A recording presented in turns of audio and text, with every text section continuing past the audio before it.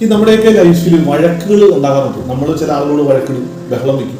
നമ്മുടെ അടുത്ത് ചില ആളുകൾ വഴക്കിടും, ബഹളം വയ്ക്കും.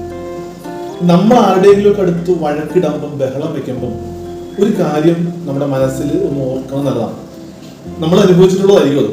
കാരണം ഈ എന്തിനാണ് വഴക്കിടുന്നത്, എന്തിനാണ് ബഹളം ഉണ്ടാകുന്നത് എന്ന് അറിയാൻ പോലും പറ്റാതെ ചില വഴക്കുകളിൽ നമ്മൾ പോയി നിന്ന് പോയിട്ടാണ്. ഇത് നമ്മൾ വഴക്കിടുന്ന സമയത്ത് നമ്മളൊന്ന് ഓർത്തു പോകണം. ഒരു വല്ലാത്ത നിസ്സഹായാവസ്ഥയാണ്. ചിലപ്പോൾ ഓഫീസിലായിരിക്കും, ചിലപ്പം സ്വന്തം വീട്ടിലായിരിക്കും, അല്ലെങ്കിൽ ചിലപ്പോൾ ബസ്സിൽ. ഈ ബസ്സിലൊക്കെ യാത്ര ചെയ്ത് വഴിയിലൂടെയൊക്കെ പോകുമ്പോൾ വേറൊരാളുടെ നമുക്ക് ബഹളം വയ്ക്കുക, നീ എന്താടാ ചെയ്തതെന്നൊക്കെ ചോദിച്ചുകൊണ്ട് കിടന്ന് ബഹളം വയ്ക്കുക.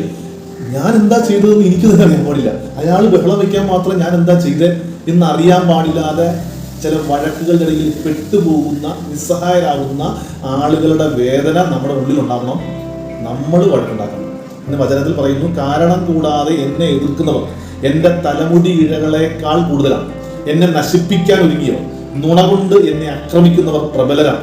ഞാൻ മോഷ്ടിക്കാത്തത് തിരിച്ചു കൊടുക്കാനാവും. നിസ്സഹായ അവസ്ഥയോടെ ഈ വഴക്കിന്റെ ഇടയിൽ പെട്ടുപോകുമ്പോഴുള്ള, എന്താണ് വഴക്കിന്റെ കാരണമെന്ന് പോലും അറിയാൻ പാടില്ലാതെ പെട്ടുപോകുന്ന ആളുകളുടെ നിസ്സഹായ അവസ്ഥ ഞാൻ വഴക്കുണ്ടാക്കുന്ന സമയത്ത് എൻ്റെ ഉള്ളിലുണ്ടാവും. ഞാൻ അങ്ങനെ ആരെങ്കിലും ഒക്കെ പീഡിപ്പിച്ച് വരുന്നുണ്ടാവും. ഈശോ നമ്മളെ സമൃദ്ധമായിട്ട് അനുഗ്രഹിക്കും.